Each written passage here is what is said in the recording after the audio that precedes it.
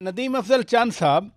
Peoples party نے کہا کہ مریم نواز شریف صاحبہ معافی مانگیں۔ کل انہوں نے نہ صرف معافی مانگنے سے انکار کیا بلکہ مطالبہ کیا کہ پیپلز پارٹی کے ترجمانوں کو مجھ سے معافی مانگنا چاہیے جو سیلاب کے دوران تین پریس کانفرنسز کیا کرتے تھے۔ آپ چونکہ چیف ترجمان ہیں، مرکزی سیکرٹری اطلاعات ہیں، آپ معافی مانگیں گے ان سے؟ دیکھیں جی، ہم نے سیلاب کے دوران جب سیلاب آیا تو ہم نے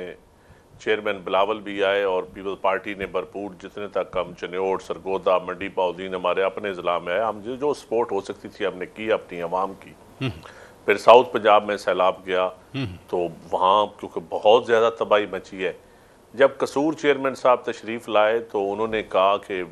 چیف منسٹر بڑی محنت کر رہی ہیں اور انہوں نے ان کی محنت کو سراہا۔ اب سیاست دیکھیں، ہم سیاستدان ہیں، سیاست تو ہم نے کرنی ہے، سیاست ہمارا پیشہ ہے اور میں سمجھتا ہوں ایک پاکیزہ پیشہ ہے۔ ان سرمایہ داروں نے آ کے تھوڑا سا گند کیا ہے، ادروائز تو سیاست ایک بڑا پاکیزہ پیشہ ہے۔ لیکن دیکھنا یہ ہے کہ ہم نے کیا کون سی ایسا ایشو ہے جس کے اوپر ان کی حد تک کی ہو۔ میں تو کبھی سوچ بھی نہیں سکتا کہ اسپیشلی فیمیل کے حوالے سے کبھی ایسا ریمارکس دوں یا کبھی کسی کے اوپر جس کی کوئی ذات، کسی کی ذات کے اوپر، پالیسیز کے اوپر ضرور میں وہ بولتا ہوں۔ کہہ رہی ہے کہ سیلاب پہ سیاست کیا ہے، بیانات دیے ہیں۔ آپ میری بات تو سن لیں، میں پراچا صاحب، پہلا ہمارا مطالبہ یہ تھا کہ لوکل باڈیز الیکشن آپ کروائیں فوراً تاکہ یہ چیزیں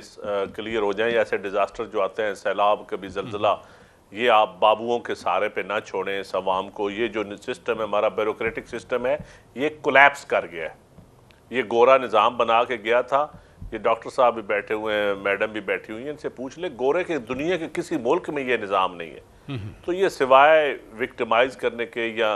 حکومتی پارٹی کے علاوہ جو دوسری پارٹیاں ہیں ان کو کنٹرول کرنے کے لیے اور ایک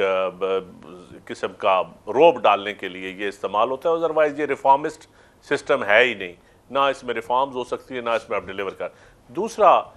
جو سیلاب میں تباہیاں بچی، ہم نے کہا کوئی میکنزم بنائیں، کوئی جن کو پیسے نہیں دے سکتے آپ، جو آپ کے پاس ڈیجیٹل گرداوریاں ہیں، آپ سمجھتے ہیں کہ آپ پنجاب ترقی کر رہا ہے تو اس کے مطابق آپ زمینداروں کو زرعی بینک کے ذریعے دے دیں اور جو غیر کاشتکار طبقہ اس کو بین کا سپورٹ پروگرام کے ذریعے دے دیں یا ڈیٹا استعمال کر دیں۔ تو وہ انہوں نے اپنی توہین سمجھی اور پنجابی کارڈ کھیلنے کی کوشش کی، اور وہ بھی ایک ایسے صحافی کے لیے جس نے میں سمجھتا ہوں پختون کی اور سندھیوں کی بے عزتی کرنے کی کوشش کی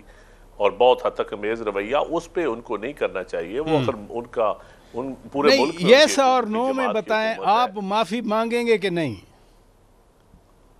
جو میں نے مطالبات رکھے ہیں، اگر یہ مطالبات وہ مان لیتی ہیں، عوام کی مطالبات وہ مان لیتی ہیں، تو میں سمجھتا ہوں کہ میں ایز اے پولیٹیکل ورکر، میں تو ایک عاجز سا انسان ہوں، میں تو کوئی تکبر نہیں ہے، نہ میرے پیچھے کوئی تکڑے ادارے موجود ہیں، میں تو ایک عاجز انسان ہوں، میں نے جہاں زندہ بھی رہنا ہے، تو میں تو اپنے مطالبات ہماروں پہ بات کریں، تو پھر اگر ان کی حد تک ہوئی ہے تو میں سمجھتا ہوں میں ندیم افضل چند معافی مانگنے کے لیے تیار ہوں، صرف ہمارے مطالبات پورے کر دیں، اور اگر مطالبات غلط ہیں تو جلسے میں کھڑے ہو کے کہہ دیں کہ یہ مطالبہ بھی غلط ہے، یہ بھی غلط ہے، یہ بھی غلط ہے۔ گندم کے اوپر میں نے کوئی نہیں پابندی لگائی پختونوں کے لیے، کے پی کے حکومت میں کے پی کے میں نہیں جا سکتی گندم، جا سکتی ہے۔ ہم نے چینی امپورٹ کرنے کی بات نہیں کی، کرشنگ سیزن شروع ہونے والا ہے، ہم سیلاب زدہ لوگوں کو ابھی اتنے 1 لاکھ 2 لاکھ یا 5 لاکھ یا 10 لاکھ اتنی یہ میکنزم دیں، تو میں کہتا ہوں ہم مطمئن ہو جائیں گے اور ہم ماحول کو ٹھنڈا کرنے کے لیے میں معافی مانگ لوں گا۔ یہ کون سا میری تو چلیں میں میرے میں تکبر نہیں ہے۔